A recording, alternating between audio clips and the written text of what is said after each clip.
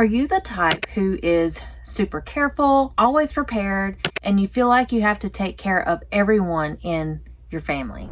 You feel so much responsibility for everyone's safety, joy, feelings, like all the things that it kind of crosses the line into stealing your life. Like you can't even remember when the last time was you did something for yourself because you've been so over-focused on everyone else's stuff. If that sounds like you may be struggling with responsibility OCD, and we're going to talk about how OCD twists the great qualities about yourself into something that is extremely exhausting. If you're new here, welcome to the Bossing Up Overcoming OCD show. I'm your host, Erin Davis. I'm an OCD therapist, wife, mom to 3, and dog mama. So here's the thing. Being careful is good, being prepared is wise, and being responsible is a great quality to have. But I'm sure you've noticed that there have been more than enough times where you've experienced an immense amount of pressure to get everything right, perfect, or maybe when things don't go perfect, you blame yourself. So here's some examples to help you decide the difference between being responsible and having responsibility OCD. Now, of course, I'm not here to diagnose you, and I don't encourage you to diagnose yourself. As always, get in with a doctor, get in with a trained OCD therapist so that you can get the appropriate help that you need. All right, let's say checking the weather before a road trip. Reasonable. But with OCD, it crosses the line of being reasonable because then you may be checking the weather 5 times, like just before driving to the grocery store.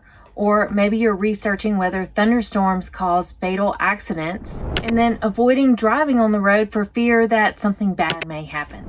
So those unreasonable extreme examples are signs of OCD. Here's another one. Having emergency supplies in your car. Sure, that's smart. But when you're avoiding entire activities like birthday parties or just feeling on edge, checking the traffic routes, listening to scanners, and praying 5 times before you leave the house just to go somewhere, that seems excessive, right? At least I hope you see it that way, because if that sounds like you, that's another sign that you are likely struggling with OCD. Staying informed about all the ingredients that are safe to eat, responsible, reasonable. But worrying that you accidentally put glass in your food, or worrying if the cleaning chemicals you use on the counter will somehow transfer into your kids' food, or researching on Facebook groups for hours on end about the healthiest, cleanest food for your kids to eat, excessive. And so that's OCD. And the trickery is the OCD makes you feel like you're doing something good and that you are, like, quote unquote protecting your family,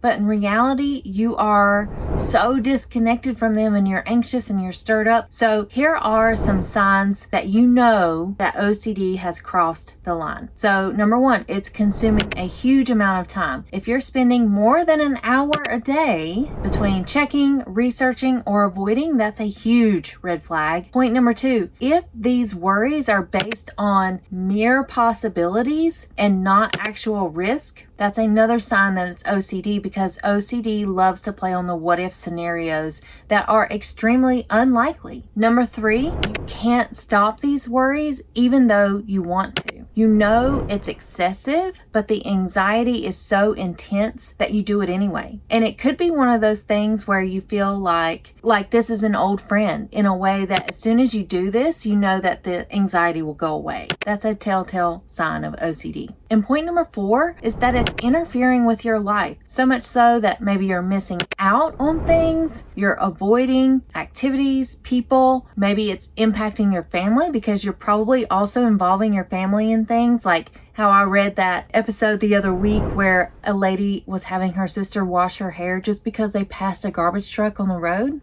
But here's the key difference. Healthy caution is based on actual risk, and your response is in proportion to the situation. So you just kind of have to check yourself. Like, is this reasonable or not? And it's really hard to deal with the uncertainty of it all. I totally get it. But let me tell you about a client, Michelle. that I've worked with. So she would check the weather apps obsessively before taking her kids anywhere. She'd avoid roads that were like taking her to the other side of town because those roads seemed too dangerous. She'd follow these elaborate routines after going out anywhere. Like people had to take their shoes off at the door, had to go take showers, and if they had gone to an indoor playground, yeah, oh my gosh, everyone is getting full baths, soap everywhere, and it was like this never-ending thing, almost like she needed a hazmat suit to deal with their laundry thereafter. And it got to a point where even her kids got anxious because they knew that they couldn't touch things, or when they got home, it'd have to be this whole routine of washing up, and doing things a certain way to help,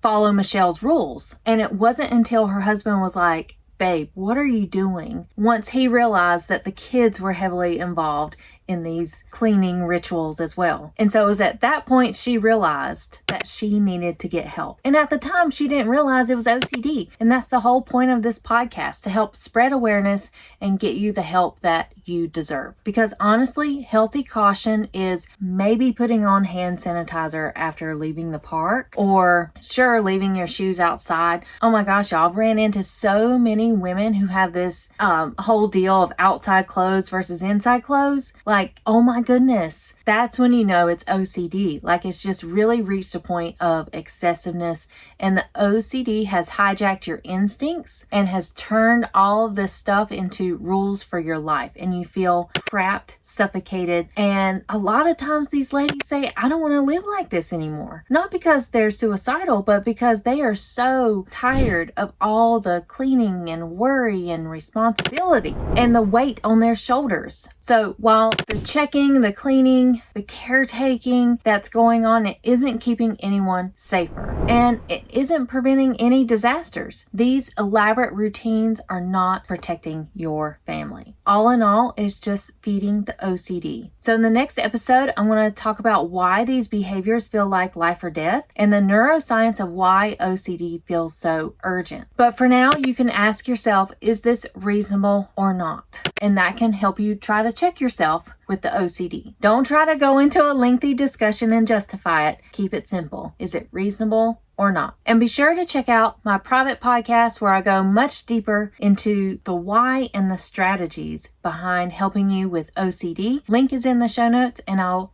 look forward to seeing you back here next week. Bye.